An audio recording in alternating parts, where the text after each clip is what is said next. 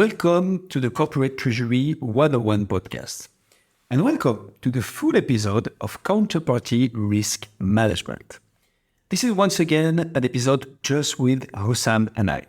And be prepared because we have some amazing guests and featurings coming in the next episode. To be sure not to miss any, make sure to follow us or subscribe to the podcast depending on the platform you are listening us on. In the episode of today, expect to learn what actually is counterparty risk and why does it need to be managed. The importance of due diligence and pre-trade assessments for such a risk, why it needs to be constantly monitored and updated, the role of corporate treasury departments in counterparty risk management, and much more. We noticed that you are more and more to follow us and we are very grateful for it. The podcast now has more than 700 subscribers and we are approaching 20,000 downloads. Therefore, and before to start this episode, we wanted to thank you and we hope you will keep learning and enjoying listening to us. With all that being said, let's get on with the show.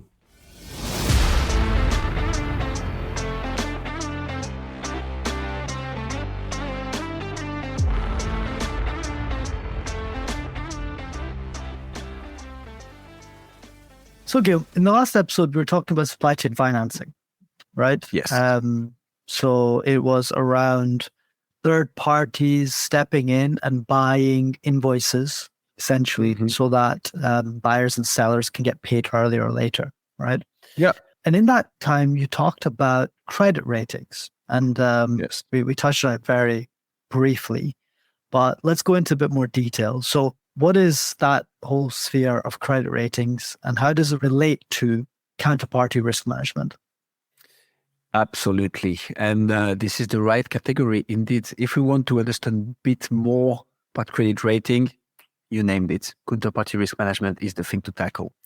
So let's start again with simply defining what counterparty risk is. And it can be seen as a simple question, actually. What happens in case the counterparty I am contracting with doesn't fulfill its obligations like stated in the contracts? Okay.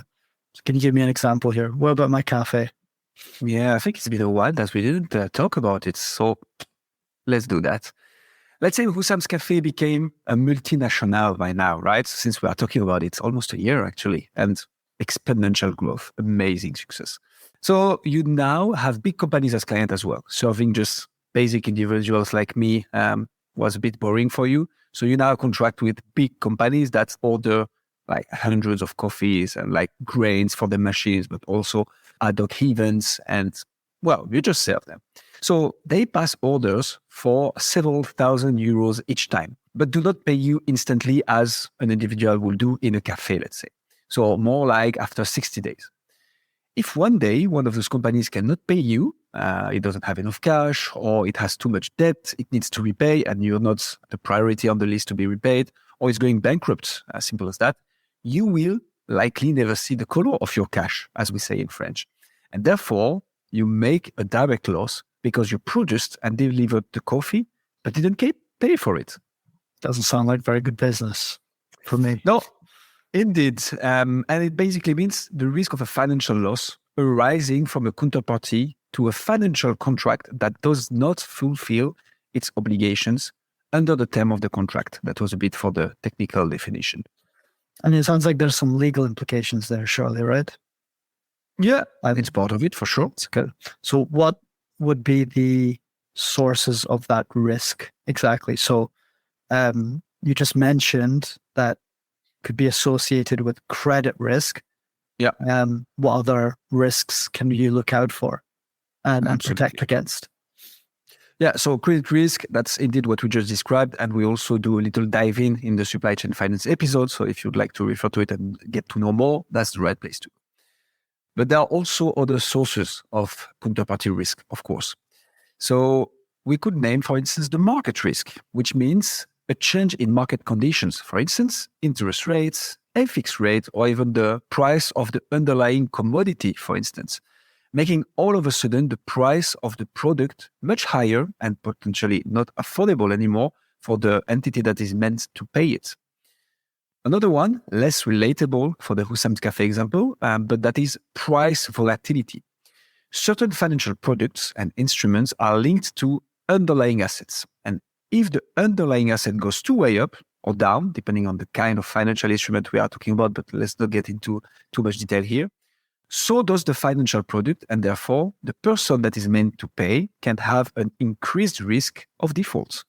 Yes, that makes sense. So either the market is anyway volatile, right? Like Yes. interest rates are like they are right now in early 2023, all over the place.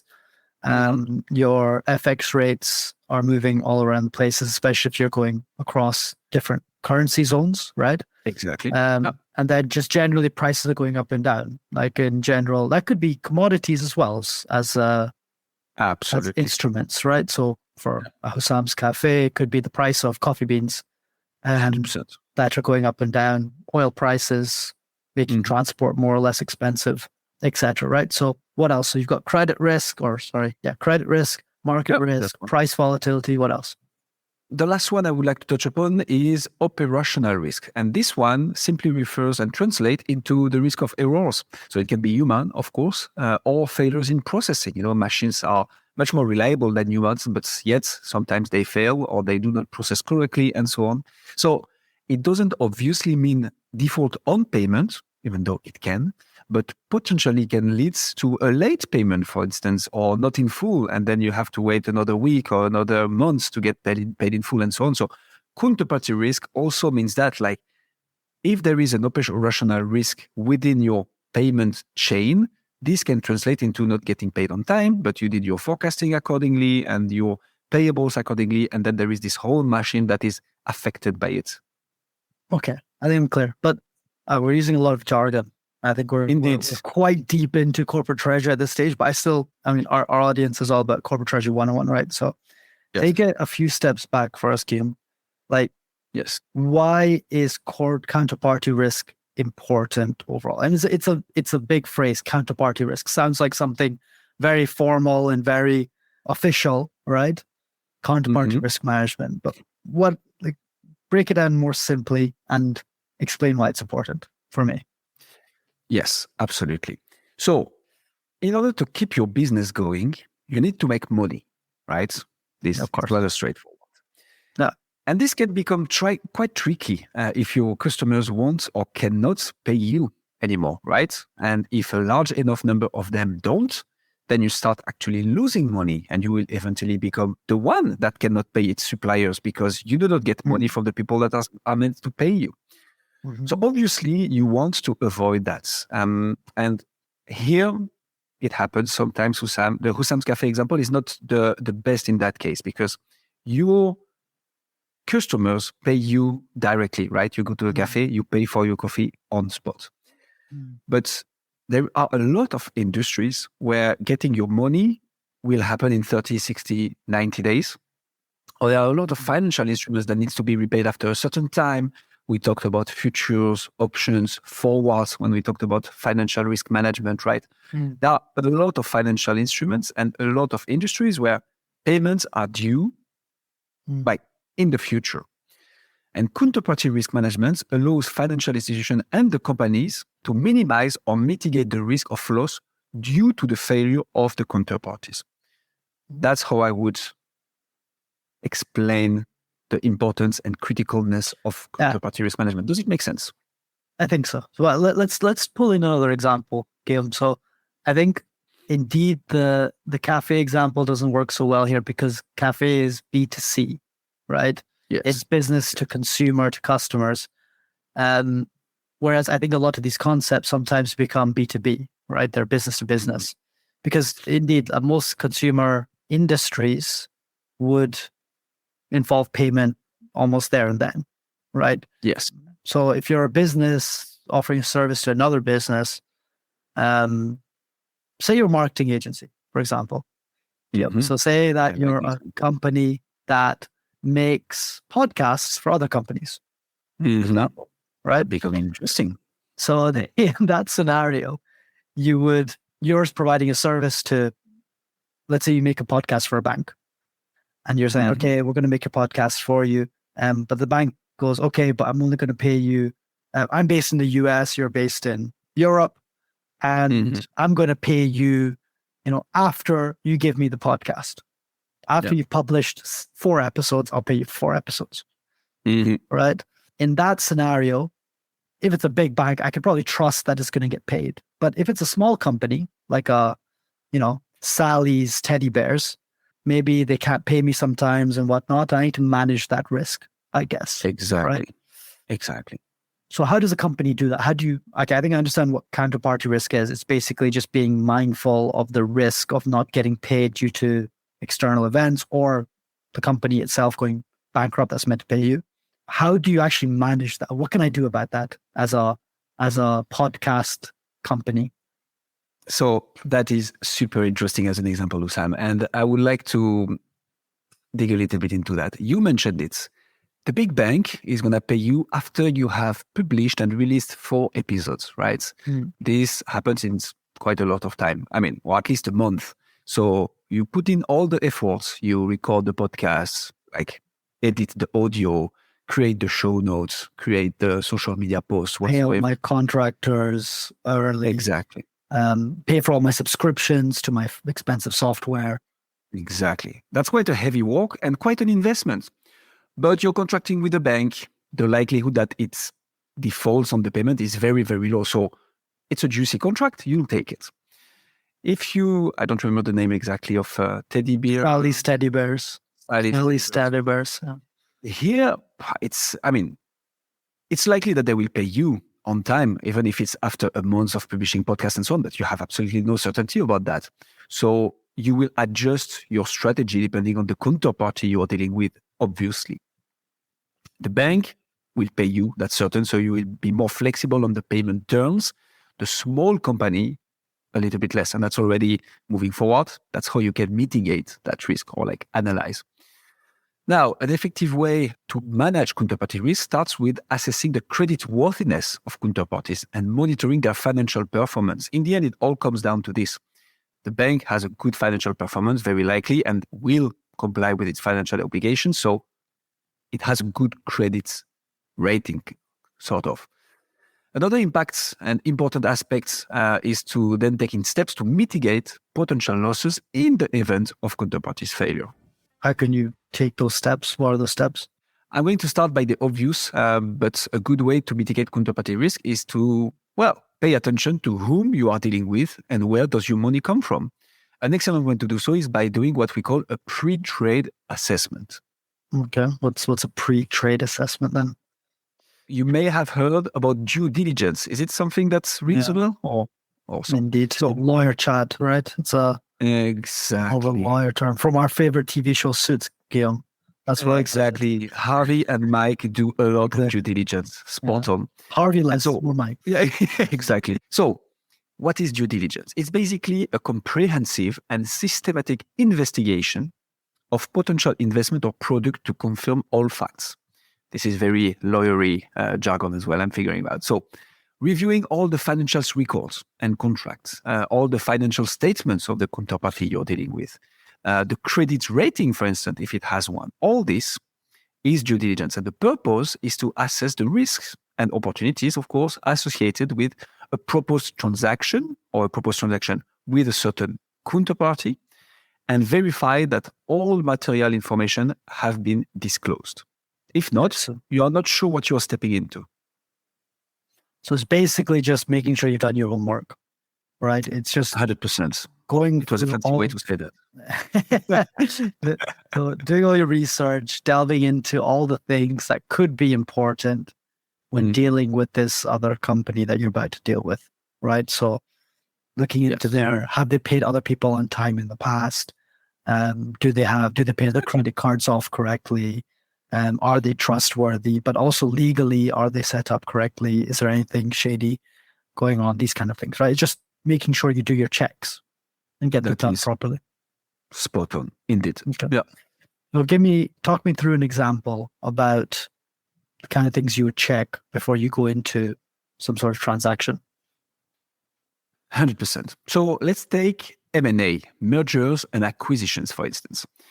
Let's say that Husam's Cafe wants to buy a coffee chain in South America to expand its business here, which is amazing because it's literally the land of coffee, right? Beforehand, it is not absurd to state that you will make sure the financial and operational status of the company you are buying are as they are sold and told about, right? You will probably be chatting with the CEO or like the head of merger and acquisition of this big coffee chain in South America. And they say, yeah, our company is fantastic. We have amazing results and so on. But you want to actually have a look at it on paper. What does it say?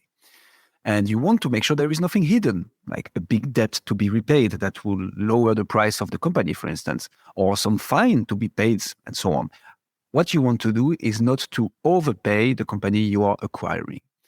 It would be the same if you decide to make an investment before giving your money to a hedge fund, for instance, or to a bank. So it invests your money for you.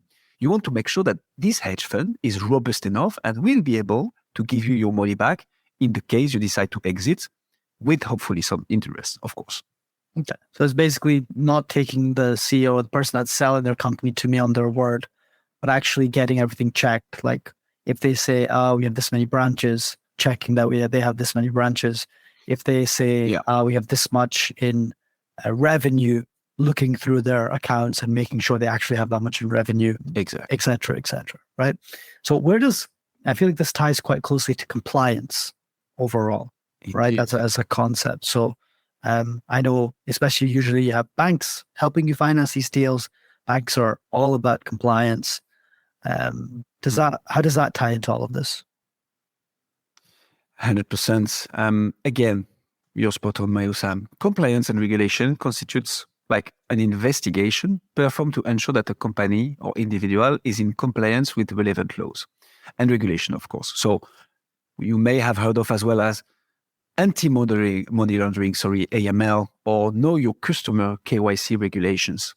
That's something that is really known and talked about in the financial world, in the banking world, and in the fintech world, actually.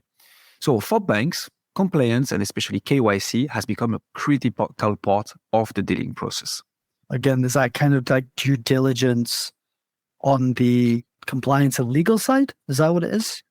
Exactly. And it's part, again, of the pre-trade assessment. So you don't only want to check the financial aspects of a company, right? You also want to make sure they are always compliant with the law. They are not doing anything shady, because first, there is a risk of reputation for you, but that's something else. But there is also, if tomorrow they need to close the company because they just made a huge illegal thing and they owe you money, well, you're unlikely to get your money back. So it's all part of this, the due diligence, KYC, and compliance aspect. We also find what we quickly touched upon earlier in the supply chain finance series, the credit risk assessment of it. So this is a process used to evaluate the likelihood of a borrower defaulting on a loan or meeting their contractual obligations. So this is a bit beyond the compliance aspect. It's then, what is their credit risk? And the assessment is typically performed by lenders, financial institutions, and rating agencies. Okay, so Guillaume, take me into the technical details. How does one run a proper credit risk assessment then? By all means. So it all starts with the collection of data. Obviously, the collecting data on the borrower, including the financial information, credit history, and other relevant information on the business. For instance, is it used to repay on time? Are the suppliers currently getting their money on time according to the payment terms? Do they not do anything shady? Are they compliant with the law? And so on. You then obviously need to run an analysis on financial information, right? You analyze the borrower's financial statements, income statement, balance sheets, and their ability to repay loans in full and on time. Then you can have a look at their credit history, which is a review of the borrower's credit history, including past loans and payment behavior. And potentially, there are the evaluation of other factors, such as the borrower's industry. Some are more risky than others. You named it earlier, the number of branches that the counterparty is telling they have, the economic environment as well. Maybe some industries are much more subject to be impacted by economic environment where others are not. In the case of the pandemic, for instance, the tech and digital industry has been way less affected, or actually in a positive manner than others. And the collateral available to secure the loan, for instance, if you are thinking of granting a loan. Last but not least, you determine the credit score. So this is either done by the rating agency or you do it yourself. And it's based on the information gathered. The lender or credit agency assigns a credit score to the borrower, which reflects their credit worthiness. That was a big chunk. Does it make all sense? So you collect all the data about how they've borrowed in the past, how they've sold it off, paid it back, etc. Right? Yeah.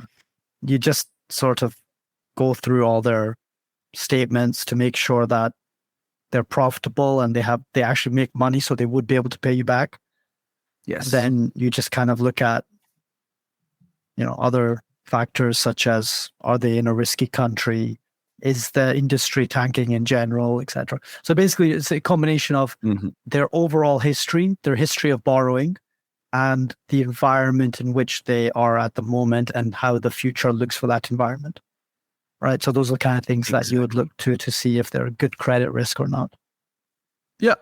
Okay. Yeah. So what the agency does then? The rating agencies that we mentioned in the past, are they the ones that run this calculation and assessment, or? Exactly. So getting a credit rating from one of those rating agencies, so we can think about Moody's, Standard & Poor's, and so on. Those are the biggest. You need to pay it as a company to say, okay, we would like a credit rating because we intend on making some financial transactions or be acting on the market and so on. Or banks do that themselves. But in the case of rating agencies, their role is to, run the credit risk assessment process and to provide independent and objective credit ratings for various debt and securities or companies. These ratings serve as benchmark for the credit risk of an insurer, and can help investors make informed investment decisions, or as a company to say, okay, this company is rated AAA, whatever.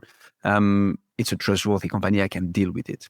So the credit ratings assigned by rating agencies can also affect a borrower's ability to access financing, as lenders may require a minimum credit rating for a loan to be approved, and so on. And to quickly touch upon this, there are some grids available online, but basically you want a counterparty containing a lot of A's in the credit score.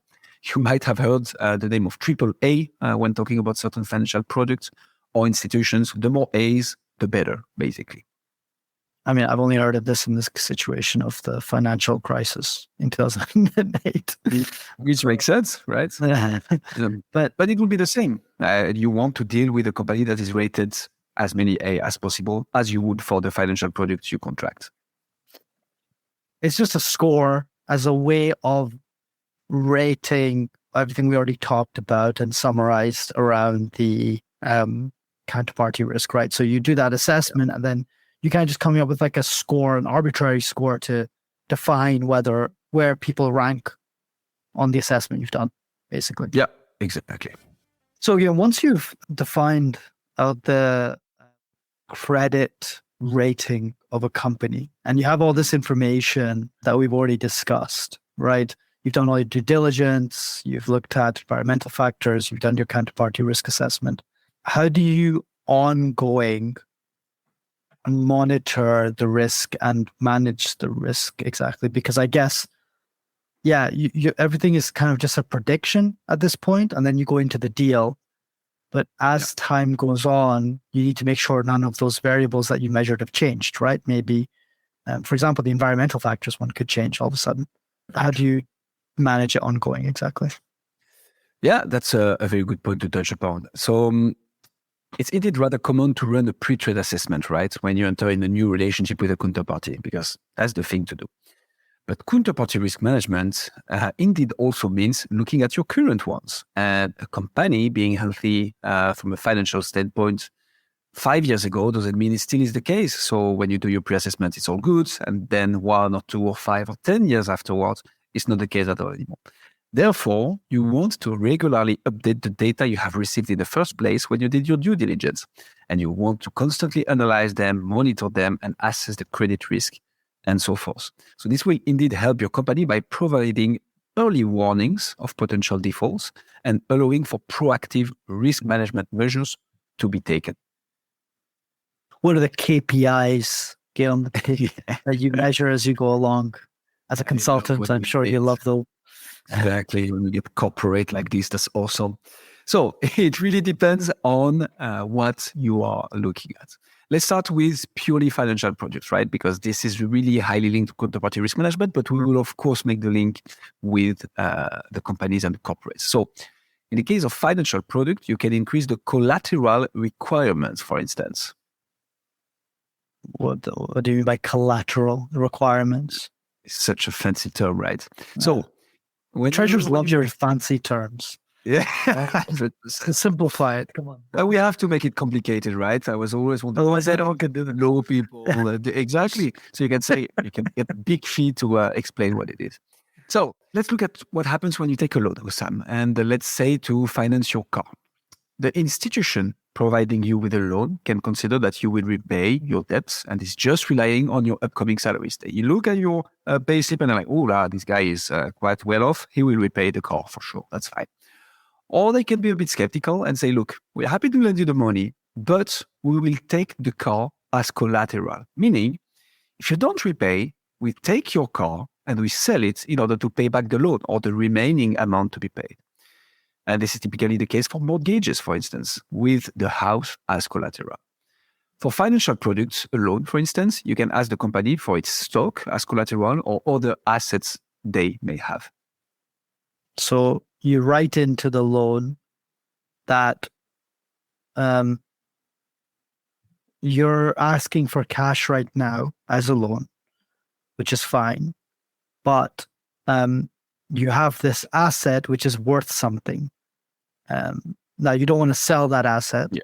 So in case you cannot pay back your loan, you need to give me that asset. I'll sell it and make my money back that way.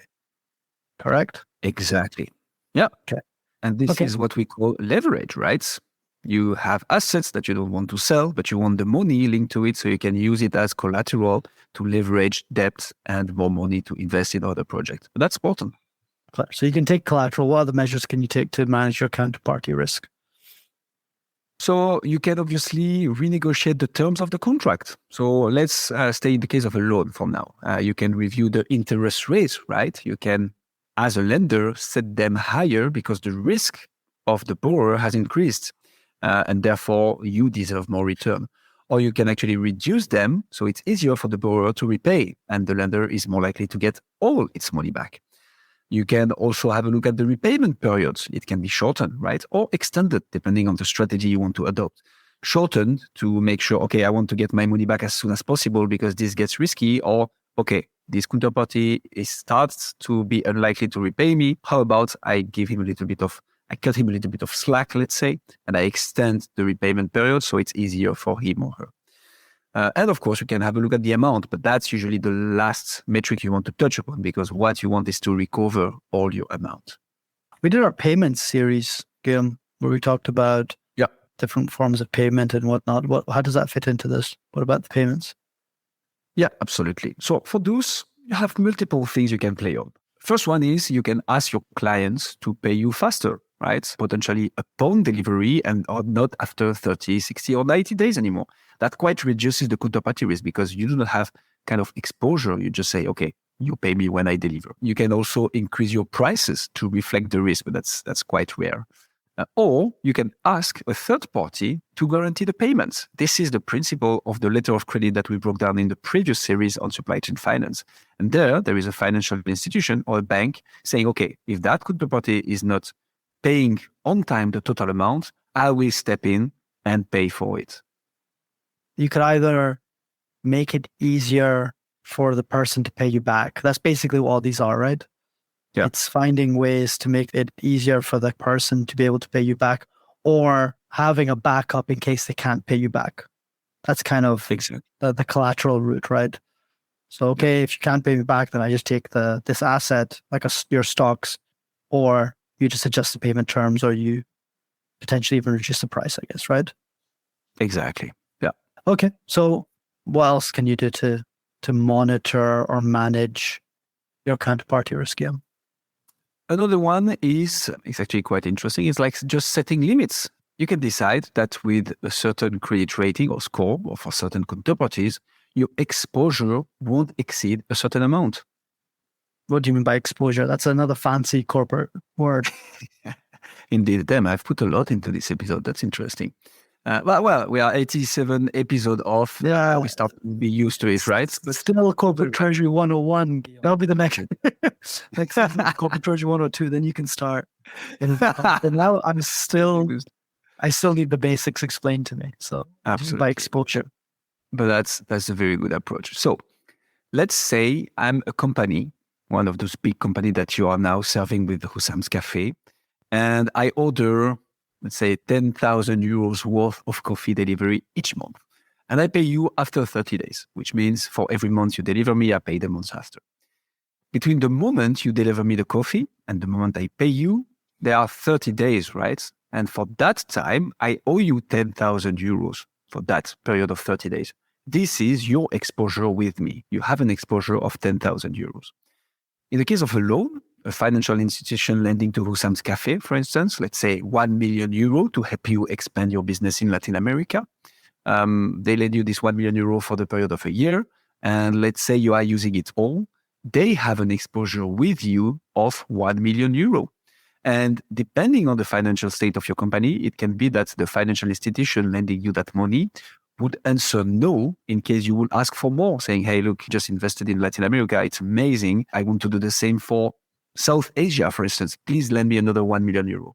And here they would be like, look, Hussam, it's a pleasure doing business with you, but our limit with you, because of your credit rating and the likelihood that you repay us, is 1 million euro. That's the limit we have set for you as a counterparty. So exposure is kind of just like how much risk is on the table at that time. Exactly. Right? Yeah. So you can say, okay, I'm okay to take a risk with you to have 1 million in transit, but until you pay that back, I'm not going to give you any more. Right? Exactly. And the riskier someone is, the lower that limit is. You say, okay, no, you're so unreliable, I can't afford more than 100,000 of exposure to you, meaning 100,000 of my money in your debt. Where someone else, you're like, yeah, you can owe me 2 million. I know you'll pay it back. It's okay. Exactly. All right. We've always been talking from the seller side, meaning getting paid, right? Yes. But I guess there's also the risk from the other side. You pay someone to give you a good or service and it doesn't come, right? Is that surely should be, that's a counterparty risk as well, right? That's the risk of another party. 100%. That's on point. So indeed, you could also set limits, right? Because what does it mean, a counterparty risk with your supplier? You basically order for 1 million euros worth of raw materials. But what happens if that supplier doesn't deliver or not on time or partially? Then you cannot run your business as you are intending to. So here you can also set limits, especially when your suppliers ask you to pay upfront, for instance. It's not often the case, but can happen, in particular at the beginning of a relationship or in certain industries. And in order to mitigate it, you could also decide not to order for more than a certain amount and get the rest of your raw materials or whatever from another supplier. But that's indeed part of the counterparty risk. So it's like you have multiple suppliers in case one fails. Exactly. Right? So you can always get from another one. So you're like diversifying suppliers. Exactly. And that's the points I wanted to touch upon, Sam. Like in portfolio management, when you invest your money on the markets, a common advice you receive and that you see is do not put all your eggs in the same basket. Is that a correct expression in English, right? Don't put, yes, indeed. Yeah. Awesome. And this advice is very much applicable in the counterparty risk management sphere. The more clients you have, obviously, the less impactful one failing to pay you is, unless it is one of your biggest, of course. And same for the suppliers. If you have 10 suppliers that can more or less provide the same service or the same product at more or less the same price, well, you can very much mitigate your risk by ordering a little bit from all of them. Now, in counterparty management, there is also the aspect that you want to be an important client for your suppliers. So if you just split in 10 your business with 10 suppliers, you will actually not be a big client for any of them. So will you have favorable payment terms or prices? It's less likely. So it's all about managing properly your risk with your, financial contracts and contractual terms. Okay. Clear. What else can you do to mitigate your risks in this scenario as a buyer? So we've talked about netting, right? This constitutes of full-blown episodes on this show. And if you want to check it out, it is episode 63 to 66 with another amazing guest. But we talked mostly in these episodes about intercompany invoices netting. But in the case of financial transactions, and let's say if two counterparties owe money to each other, you can net the aggregated financial contracts into a single position, meaning, let's say, Hussam, you are a financial institution A and I am financial institution B. Because of all the dealing we do with one another, I end up owing you 100 million euros, for instance, and you owe me 150 million euros. Instead of creating both a big gap in our cash flows, you propose me to simply send me 50 million euros, and we have netted the position of both our account payables. You have to have a relationship with a supplier that is both ways, right? Indeed. And it's a bit trickier to put in place, but it can happen that your suppliers are also your customers. Well, first of all, depending on your business units, for instance, if you are a big multinational company, maybe a business unit has a supplier for certain raw materials or certain services even, but another business unit of your own company is selling to these suppliers, and this is a whole virtuous circle. Likewise, within the same company, it can be that you vertically integrate. So you start as Hussam's Cafe, you have your cafe in Brussels, but soon you own the whole supply chain, right? And you're like getting the coffee beans from the company you bought that is producing coffee beans. You have the, let's say, logistic company that transports the coffee. And then the suppliers of your company can also be your customers within your own company. And then you can easily net some invoices. But this is very particular, I admit. That's nonetheless a technique that can be used. Quite niche. You haven't mentioned hedging at any point here. I thought that's what hedging was, Guillaume. It was all about having some sort of risk management to an external. We talked about hedging in terms of FX and interest rates, for example, but could you not hedge somehow in this scenario as well? Very much indeed. So we talked about hedging when we mentioned, and we talked about financial risk management and FX and interest rate risk management. But it works in the case of counterparty risk management as well. It is quite specific though, and mostly applicable for financial institutions, a bit less for corporates. But what can be put in place, for instance, is the use of credit default swaps, futures, and options. We have already tackled what futures and options are in our episodes 9 and 10. So there is quite an extensive definition of it out there. And for credit default swaps, it's basically providing protection against the risk of default by a borrower, such as a company or a sovereign entity. So against a certain amount of money, you get protected in case a company defaults. Okay. Basically, financial instruments have been made by third parties like banks to basically create some sort of hedge. That will very much be mostly in the case of financial transaction between financial institutions. But let's say, for instance, I mean, it's very unlikely to happen, but why not? You are a big, building producers, and like you build massive building, industrial sites and so on. And you contract with a country in Latin America, for instance, like the government of this Latin American country is paying you to build schools, hospitals, whatever.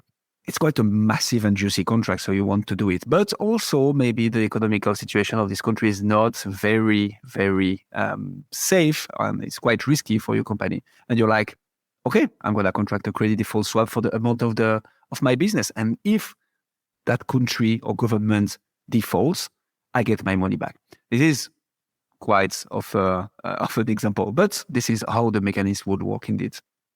Very clear. And that thing would obviously cost you something, right? So if it did go through well, you'd still pay the fee for having it in the first place. Exactly. I don't know if have you seen the movie The Big Short, Hussam? Yeah, exactly. I was going to say exactly that. That's what that's how Bill Burry hedged against the mortgage subprime mortgage market crashing. Exactly. They bet against the real estate markets as a whole, and they say, "Look, this will collapse. It's a bubble." And this is what happens. And they contract, they put in place credit default swaps, indeed. Mm-hmm. Very good. So much easier when Margot Robbie explains it to you than Well, I might have the sexy voice at least, no? the French accent, definitely. Well, plays a bit. So we discussed a lot on this podcast, right? But let's go back to our 4 pillars of corporate treasury, which you can find, by the way, in our ebook, downloadable in the link in the description. So cash and liquidity management, financial risk management, corporate finance with funding and investment, and banking relationship. Yeah, indeed, on our ebook at corporatetreasury101.com, but also it's the first few episodes, right? Episode 2, 3, 4, and 5. Yes. Of the Corporate Treasury 101. Indeed. And so during those, we mentioned that banks are a third-party corporate treasury department has a lot of business to do with. They are the ones that you open a bank account with, meaning they often hold your cash at a certain point in time at least. They also are often the access door to the financial markets, allowing you to borrow or invest money. And they can also provide you with the financial instruments to manage your financial risks, such as derivatives like swaps, options, forwards, and so on. Okay, so we've talked about counterparty in the past. Sometimes they fail and you lose all your money, right? That's counterparty risk, the risk of working with third parties outside of you. But banks don't usually fail, right? They're pretty big. So why is that a risk in corporate treasury? Indeed. So banks are too big to fail, right? That's a famous saying in the financial world. It's not completely true, though. I'm sure some former clients of the Lehman Brothers, for instance, will tend to disagree. But it's true that in general, big banks are unlikely to fail, especially since the new regulations and financial ratios they need to comply with since the crisis of 2008. But the logic is here. You might not want to put all your eggs in the same basket. If you are in need of a big funding, for instance, a revolving credit facility of $1 billion, let's say, on top of banks not agreeing, you might not want to have only one bank financing all this, because you would become extremely dependent on how this bank is doing in particular. Okay, so you'd rather have multiple banks participating, get a few $100 million from one place, a few $100 million from another, which would like diversify your risk in a way, right? Yes. And so you'd be a bit more flexible in terms of the bank's terms changing as well, I guess, or their interest rates or policies changing. Spot on. And this will be the case then for all the counterparties, not only the banks. So the money market funds, that's something we tackled as well on the podcast. So you invest your excess of cash in. The FX dealers you use to hedge your foreign exchange exposure and so on. So there are quite a counterparties that corporate treasury departments have to deal with in the end. So it's almost like hedging against other banks by diversifying your bank portfolio. So that's an interesting one. Here I was talking about the hedging of your financial risk, but indeed you can actually hedge against certain counterparties. Yes, that's quite precise and that's very in-depth, but that's something you can do. Absolutely. Okay, so what does the corporate treasury department, the treasury department of a corporation do exactly in this? What's the actual job? Yes. So typically the corporate treasurer himself, so the highest position in corporate treasury departments, helped by his team, of course, and with the involvement of the company's leadership, will define a policy when it comes to counterparty risk management. So it's like setting up how much you'd be willing to put on one bank, for example? Exactly.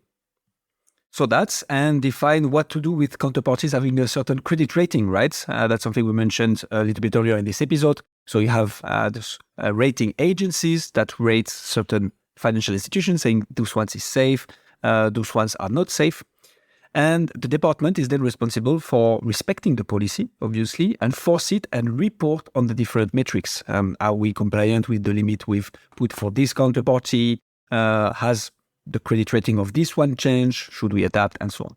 So this consists of identifying, measuring, monitoring, and mitigating the risk associated with those counterparties. Okay, so it's, again, risk management, essentially. Yes. So the corporate treasury department is working on the policies defined by the group treasurer to say, okay, this is our risk management strategy. This is the maximum we're going to have with any bank at any one time. And this is how we're going to structure our risk overall. Spot on. That's exactly it. So what would be the challenges then? Because if it's just implementing a policy, that seems very straightforward, no? Absolutely.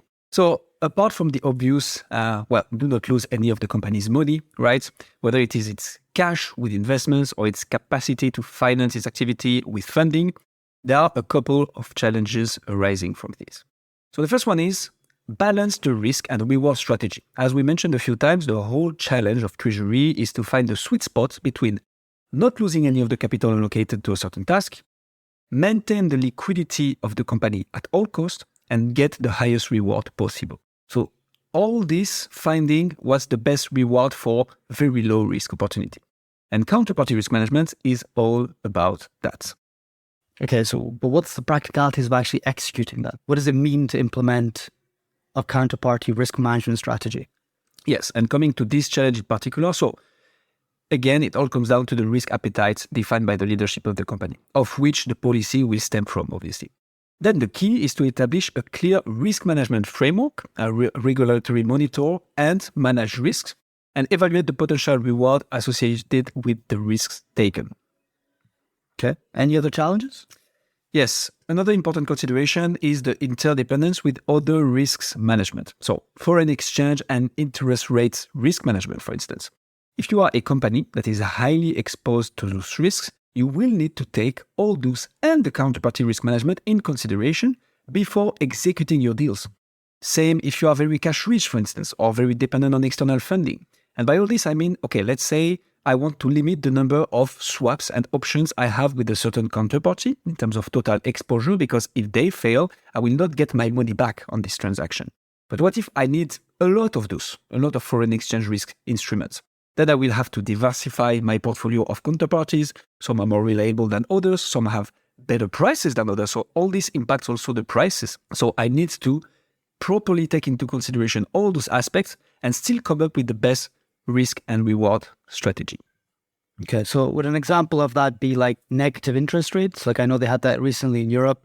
Yeah. So what would be the challenge a cash-rich company would have with negative interest rates, for example? Yeah, that's a super good example. So this market condition made it very uninteresting, obviously, for companies to just hold their cash, right? As they will lose money if just let on the bank accounts. So the smart thing to do was to invest it, even at a very low rate.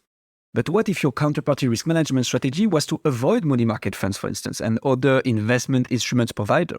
This is where it becomes super interesting because you need to preserve the cash and the capital of the company. So you want to invest this money. But at the same time, your counterparty risk management and the whole leadership said, okay, let's avoid investing this cash. So this is where one of the challenge is quite challenging. I would imagine, I always thought that companies diversified between banks because of some sort of regulation. Like it would have been some, you can't have like monopolies, for example, in the market. So is there not like a compliance element to all of this as well? Yes, so that will be more on the bank side, actually. We have quick section on the regulations, but indeed for the banks, they all have, especially since the crisis of 2008, very strict financial ratios to keep and counterparty exposure, depending on the credit rating of those counterparties. For corporates, it's a bit different. You are a bit more free as you will not impact, let's say, a systemic system. But still, that's very much to be taken into consideration indeed. So there's an element of due diligence on the corporate side as well. Absolutely. So the last challenge, and this is the perfect transition to it, the last challenge worth mentioning is the regulatory and compliance aspects of counterparty risk management. So due diligence, you said it, pre-trade assessments are a must as well. We mentioned it in this episode. And on top of that, companies cannot always do just what they want, and banks as well. With certain investment, fundings, hedging activities come a whole bunch of regulation. So companies and banks need to report and have proper confirmations on deals, for instance. They need to respect, as said, certain financial ratios. They also need to be mindful of anti-money laundering, with which counterparty I'm dealing, does it involve, and fraud prevention as well. And all this without talking about the risk of reputation when associated with certain funds, countries, and so on. If I want to invest my cash with the highest reward, sometimes it will be, to say something, certain industries such as, oil and gas companies that certain companies might not want to be linked with. So it is, again, a whole process to take into consideration. Okay. Do you know some of those regulations, Guillaume, off the top of your head? What are those regulations that come into this? Yes. So this one is rather painful. So I'm going to try to be as summarizing as possible. But in a nutshell, so we have Basel III, for instance, which is a very famous one for the banks. It focuses on a set of international banking regulations, and basically it sets out capital requirements, liquidity standards, risk management guidelines, and so on. And the objective is to maintain adequate capital buffers to cover potential losses. In the US, we have the Dodd-Frank Act that was enacted in response of the 2008 financial crisis as well. Without entering into the details, it's in place to implement robust risk management policies, basically. In Europe, we have the EMIR, the European Market Infrastructure Regulation. This is a set of regulation that governs over-the-counter derivative markets, and it makes you comply with certain financial ratios and how to properly manage your counterparty risk management, basically. We also have ISDA, the International Swaps and Derivative Association, that provides standard legal documentation for derivative transactions. And last but not least, we mentioned it already, the KYC, Know Your Customer, which is one that we tackled already in this episode. Could you describe derivatives again? Yes, so derivatives is all the financial instruments that are linked to an underlying asset. Meaning, I will receive in 1 month 1,000 million euros from Europe, for instance, but I'm a US company. A derivative will be forwards in dollars that will be linked to this euro transaction. So it's like a contract about a transaction that you can also use as an asset itself. Exactly.